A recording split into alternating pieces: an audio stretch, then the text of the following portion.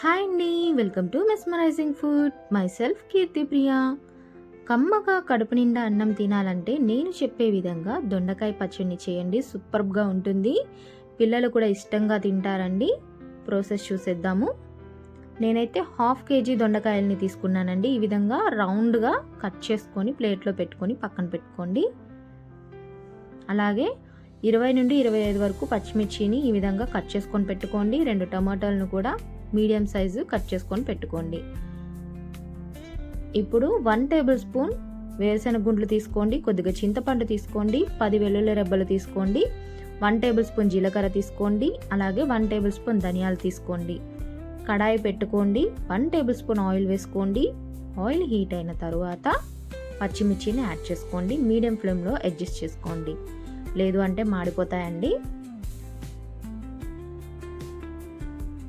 ఇవి కొద్దిగా colour change అయినప్పుడు మిగతా ఇంగ్రీడియంట్స్ మొత్తాన్ని కూడా యాడ్ చేసుకోండి. ముందే యాడ్ చేసుకుంటే ఈ జీలకర్ర ధనియాలు ఊరికే మాడిపోతాయండి. అందుకని పచ్చిమిర్చి కొద్దిగా వేగిన తర్వాత వీటిని యాడ్ చేసుకొని చక్కగా ఫ్రై చేసుకోండి. ఇవి గోల్డెన్ కలర్ వచ్చే వరకు గడతో కలుపుకుంటూ మీడియం ఫ్లేమ్లో పెట్టుకొని ఫ్రై చేసుకోండి.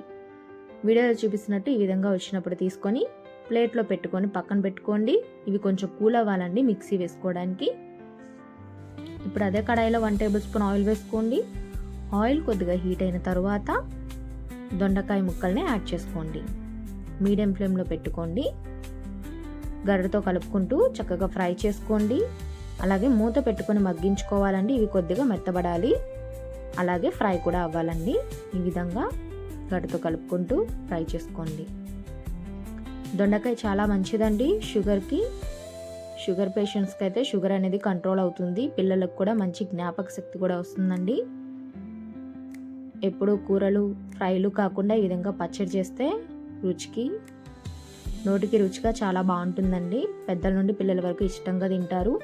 మీరు ఒకేషనల్గా దొండకాయ ముక్కల్ని ఈ విధంగా కలుపుకుంటూ మూత పెట్టుకొని మగ్గించుకుంటూ ఉండాలండి.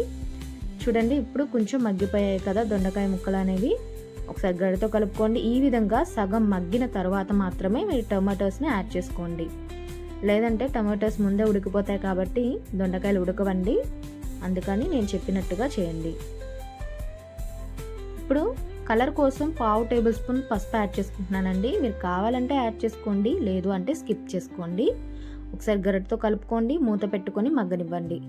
ఒక 3 నిమిషాలైనా మగ్గితే టమాటోస్ ఊరికనే మగ్గిపోతాయండి. ఇలా వచ్చినప్పుడు మీరు ఈ దొండకాయ ముక్కలను కూడా ఒక ప్లేట్లో పెట్టుకొని కూల్ అవ్వనివ్వండి మిక్సీ వేసుకోవడానికి.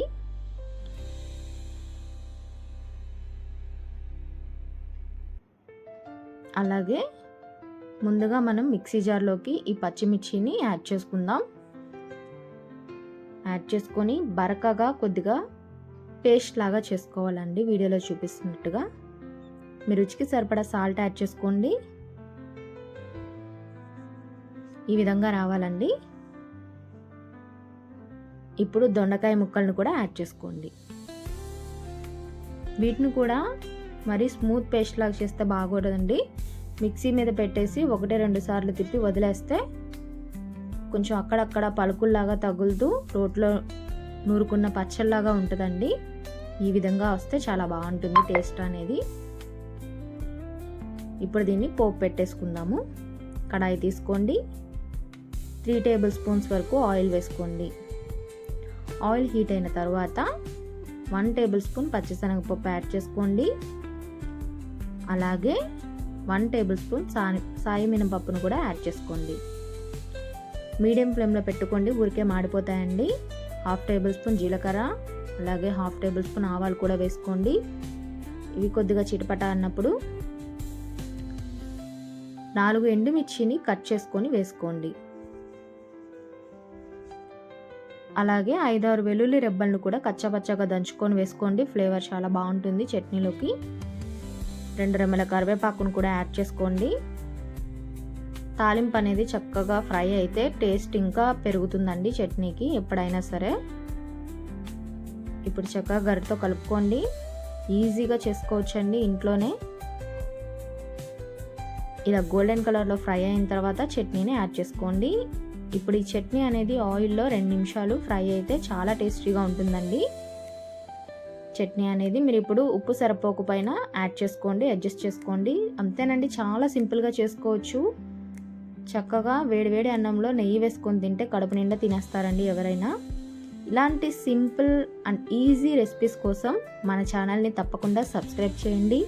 అలాగే లైక్ చేయండి, షేర్ చేయండి, మీ ఫ్రెండ్స్ అండ్ ఫ్యామిలీతో షేర్ చేసుకోండి. Thank you for watching.